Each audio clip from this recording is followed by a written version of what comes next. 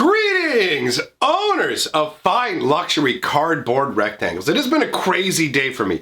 I've tried so many times to record this video and had so many problems today. So this should ideally be the final try and we will get it right. Okay, we're gonna make a comeback from our own underworld. We are here today to talk about a newly spoiled card from Theros Beyond Death. All right, and this one is a big one. This is one that the whole set is going to be hinged around from a story perspective. I mean, those of you who were around for the first Theros kind of had an inkling of where we would be going with this. If you weren't around for the first Theros, you might not know how big a deal Elspeth is and how big a role she played in the previous Theros storyline, but she was a massive part of it, and she ended up in the underworld, right? And she's going to be returning from the underworld. That's one of the major themes and concepts of the set. Elspeth is so important to the set that, unless I'm mistaken, the expansion symbol for the set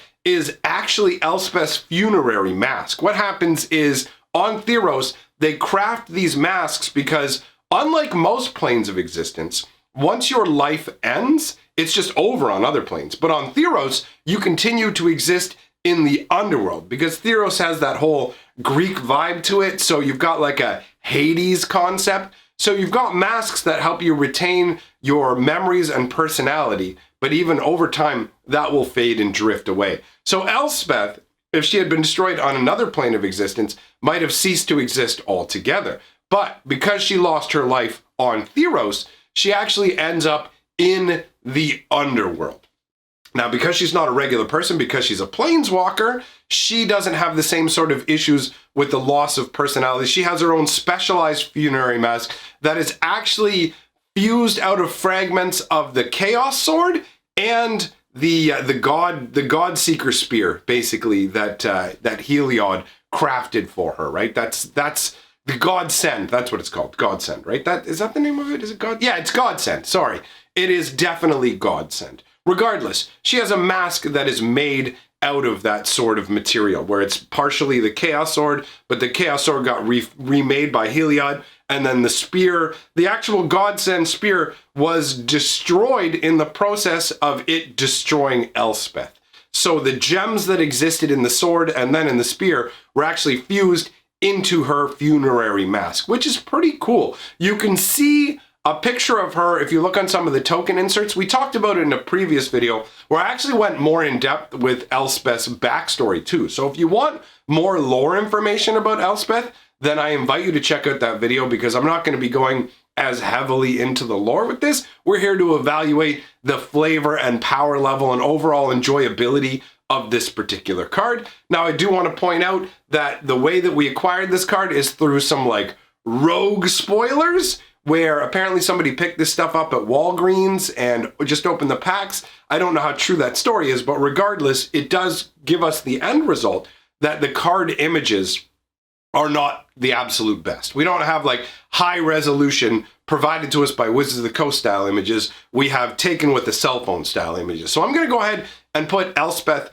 up on the screen here. I just wanted to get that out of the way in case you looked at it and went, okay, wait, why do the borders look a little bit wonky on her? Why does she seem a little weirdly angled? All that sort of thing. It's a situation where we're just doing what we can with what we've got, right? So this is Elspeth's Sun Nemesis. This is the collector edition version, not the regular version. And it is 2 white, 2 colorless for a 5 loyalty planeswalker. Now, it's interesting to note about this Elspeth, she only has negative abilities, and you don't normally see that on a mythic rare planeswalker, or on most planeswalkers actually. This is something, the only negative loyalty abilities is pretty much almost exclusive to War of the Spark uncommon planeswalkers. It is very uncommon to find a planeswalker like this. Haha, get it? Don't go, stay! I swear, I won't make jokes that bad. I mean, I will, but stay anyways. So -1 loyalty, up to 2 target creatures you control, each get +2/+1 until end of turn. Not too shabby. You can boost your guys, get an extra 4 damage in on your swing with 2 different creatures, and you don't have to have the creatures out. If you wanted to, theoretically, you could drop her loyalty by 1 and do it to no creatures. In most cases, you're not going to want to do that. But there might actually be scenarios where you do decide to do that because of some of the other abilities on the card. Now, the second minus ability is -2. Create 2 1/1 white human soldier creature tokens. Now, this is a very, very Elspeth-esque ability, right? Like, you're looking at this and going, okay, pretty much, if not all the Elspeths, crank out soldier tokens. So that makes perfect sense, and it goes very well with her other ability as well, where one turn you can make the soldier tokens, the next turn you can beefcake them up into 3-power creatures and send them swinging in. Not too shabby. And then the -3, you gain 5 life. And admittedly, when you look at it, you go, -3 just to gain 5 life. That feels kind of weak, doesn't it? I mean, she's a mythic rare. You look at her 3 minus loyalty abilities and you go, this feels kind of weak, doesn't it? But the thing is she has an ultimate. It's just not the normal way of planeswalkers having ultimates. Most planeswalkers build up to an ultimate, right? Where it's like +1, +2, whatever, and then their ultimate ability will be some big dumb, like, tickle everybody's belly button with this emblem, -8 sort of thing. But Elspeth's ultimate is something we've never seen before, including a brand new mechanic we've never seen before. And that's Escape.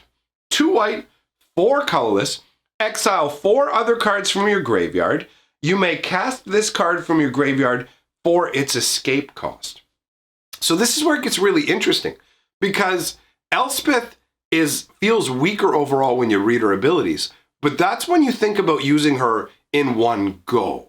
When you look at it from the escape perspective, you can keep getting Elspeth back. Her normal casting cost is 4, but she has another casting cost. Pay 6 mana, remove 4 cards from your graveyard from the game, and cast her again. And that really shifts the perspective overall of the power level of the card. Because if the escape ability didn't exist, you would look at this card and go, wow, I mean, it's okay. You can use her to make 4 1/1 creatures if you want and pump them once, or you could go, I'm going to make 2 1/1s and gain 3 life, or 5 life, I should say. But that doesn't really like feel fantastic for the amount of mana I'm paying. Like, okay, I can make 2 soldiers and gain 5 life, but I've got to wait 2 turns to do it. It feels kind of weak.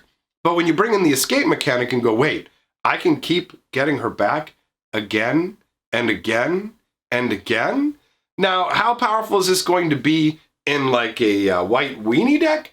I don't know, right? Like this feels slow. Elspeth's escape ability feels slow rolling when it comes to how you do things. You got to pay 6 mana, plus I've gotten 4 cards into your graveyard, which is it's not that hard a bar to like get over. But at the same time, it feels like it's going to be slow rolling. This Elspeth feels like it's designed for a slow roll control deck. Slow roll control. Like white-blue control feels like the kind of situation where this is going to shine very brightly, where you slow the game down, and then all the counter spells and other effects that you've used, like Time Wipe to slow your opponent down, feed into getting more Elspeth, which is allowing you to generate some tokens if you need them for blocking. It's allowing you to gain life. I mean, you can also use it in more aggressive strategies to boost your creatures as well. But overall, it feels like it's going to be very useful in a slow-moving environment. Now, that being said, we don't know everything that's coming with Theros or what else is going to come in Standard. It could turn out that this is actually a lot more powerful than it appears on the surface. But I think that the ultimate escape ability really does add a fair bit to the power level of the card. And from a flavor perspective, these abilities, I mean, they totally feel like Elspeth. It all feels like Elspeth. Creating soldier tokens feels like Elspeth. Boosting your soldier tokens or other creatures, powering up your other creatures, definitely feels like Elspeth. She's had other abilities that would protect your creatures. That's a very Elspeth feel to it. She likes the idea of living in a world where gods protect people, and so she's more powerful and almost godlike, and she extends that role to herself. She is very much a protector. Thus, the gaining 5 life and the boost abilities both make perfect sense for her. And the escape ability makes perfect sense because we're on Theros. She's in the underworld. She's escaping from the underworld to return to the regular world, right? So that fits perfectly. Escape is an interesting ability. Depending on how you look at it, you may view it as a variation of Flashback, or you may view it as a variation of something like Unearth. And those are both reasonable ways to look at it. It is an interesting, like with Unearth, you lose the creature. That's an ability that gets put on creatures, but the unearthed creature goes away after a turn. So it's not exactly the same because this is a planeswalker, not a creature.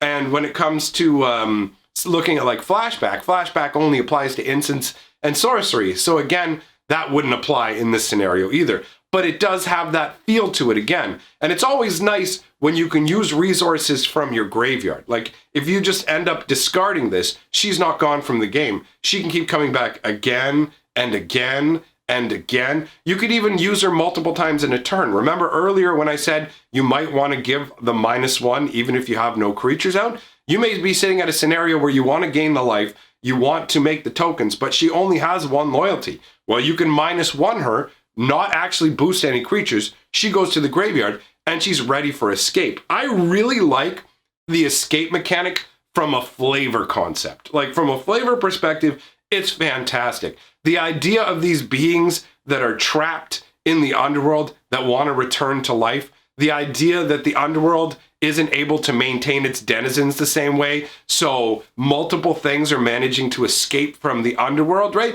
I mean, that's a really cool concept. And when we turn and take a look at the artwork, I think it's an absolute home run. Again, my friends, I am sorry that I don't have a higher quality image for this, but I'm dealing with what I'm dealing with. So bear in mind that this is the extended art collector's edition version of the card that we're looking at. We're not looking at the regular artwork. I expect that to be done in a different style. This is a really striking style to do a planeswalker in all honesty. This is like your Greek statues. You guys have seen them. They have those ancient statues where a lot of the times, like some of the limbs have broken off or whatever, but they tend to be like very like chiseled, beautiful, idealized versions of people. Very just proud and regal looking. The statues are quite nice. And actually on an interesting note, if you were to wear this, apparently those statues that we see, all these white statues, that's not how they were originally designed. They were originally painted up with very bright, vivid paints back in the day, like the ancient days when the statues were created. It's just the paint didn't live up over time, but the statues themselves did. So we've got an elspeth. This is essentially an elspeth statue here in the artwork. It's an interesting way to do it because it's not actually Elspeth you're seeing on the card. It's a depiction of Elspeth, right? She's standing there proudly. In her hand, she has the Godsend spear, the tool that she uses for victory, but also the tool of her undoing, given to her by Heliod, reforged out of the Sword of Chaos. The spear looks absolutely incredible. The level of detail on the spear is amazing. And framing it on either side, like you've got this statue in front, but framing it on either side is this carved background where you can see Elspeth actually dominating Xenagos, just destroying him. Xenagos was someone who achieved god status while Elspeth was around. He wasn't one of the original gods of Theros. He forced his way to godhood, and he was causing a massive amount of problems. So Elspeth was actually the one who destroyed Xenagos, and I like how you have the two different carvings on either side, but they're not exactly identical looking. Like they look very similar, but they're not exactly identical. Although bear in mind that could just be an issue with this image. It looks like on one side Xenagos is like sticking his tongue out or breathing fire, and on the other side he's not. It looks like there's some minor differences between either side, like the horns on the top of Xenagos' head. But either way,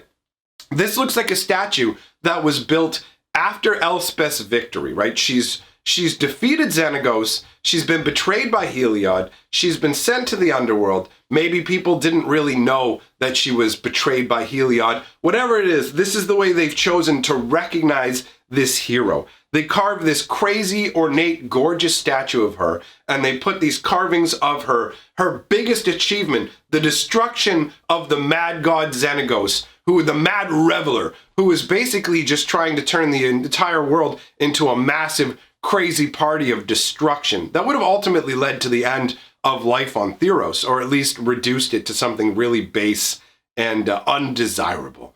So this is a fantastic way to frame that victory moment. Well, it's a gorgeous concept, and I imagine this is going to look very, very striking in foil. I do recognize that if you're not someone who likes this like Greek statue style, that this artwork is not going to resonate for you the same way most likely, but rest assured there will be a different variation of Elspeth where we see her in her living incarnation having returned from the underworld. That is my expectation.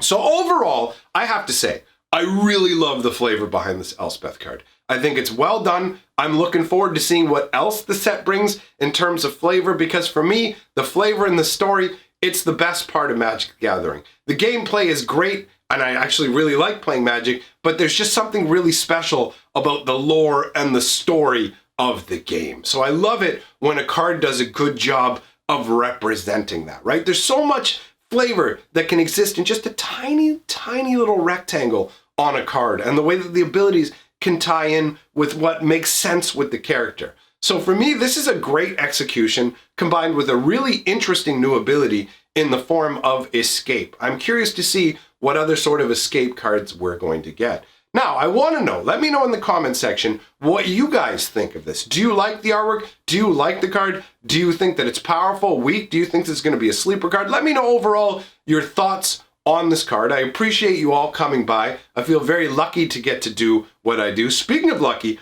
I've got a fat package that was sent out by Anto that we are going to open up tonight on stream. So come on by if you want to see what's in it. It's a gigantic box, so it should be a good time. Also, my Oko Elk merch, limited time. It will be gone soon. If you want to grab that, take a look down in the description. It's there available for you.